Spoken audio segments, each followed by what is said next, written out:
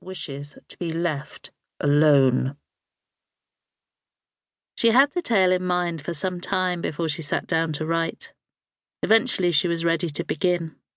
Day after day, alone in her room, with the door shut tight, Barbara worked at her typewriter, shaping her tale until it was almost perfect. She was educated at home, so she had plenty of time to follow her heart and write. Day after day, week after week, she wrote. She missed the deadline, her birthday, because she was ill, but a few days and 40,000 words later she completed her task. Barbara hoped to make a handful of copies to share with friends, but this original copy, this was for her mother.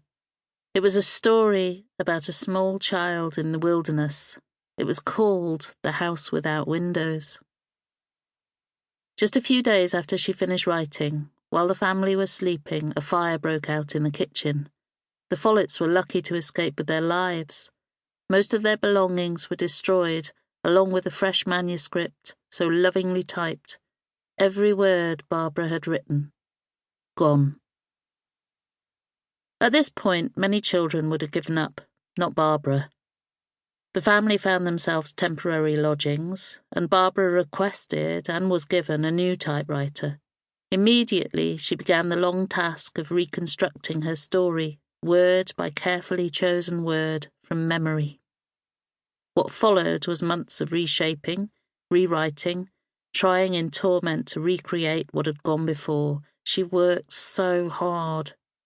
Between periods of writing, she took trips away, usually with her father, swimming in wild places, camping in the woods, canoeing and climbing mountains, and daydreaming, and reading, always reading. 3 years she spent, sometimes leaving her text for months at a time, but always returning to it, frustrated and determined in equal measure. Eventually she stopped trying to remember the original and began to imagine anew, letting her mind run wild once again. Imagine now. See Barbara again in your mind's eye. 10 years old, or more by now. She's sitting at a child-sized desk in her bedroom and she's writing.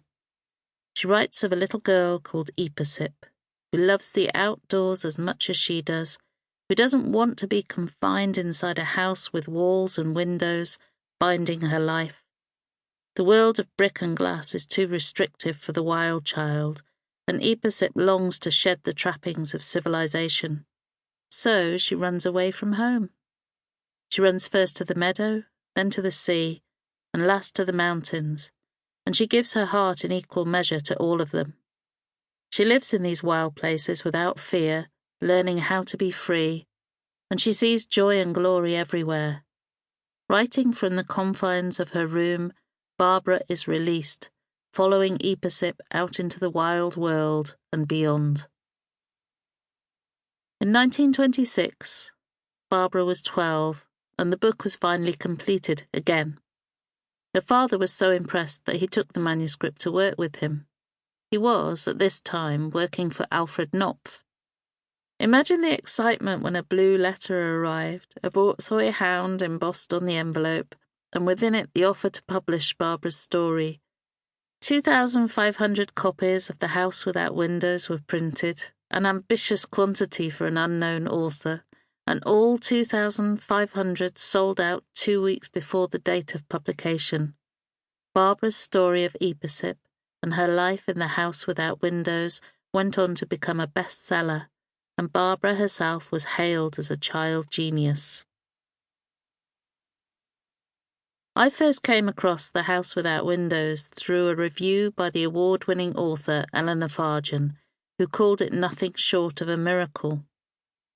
Musing on what this little girl might produce as a mature author, Fargen looked forward to future works from Barbara, for surely she would always continue to write.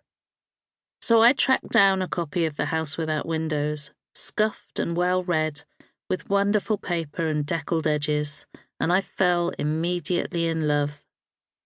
This is a book that demands to be read outside, in the open air. This is its natural habitat. Clearly the work of a vibrant, untamed mind, it is filled with colour and movement.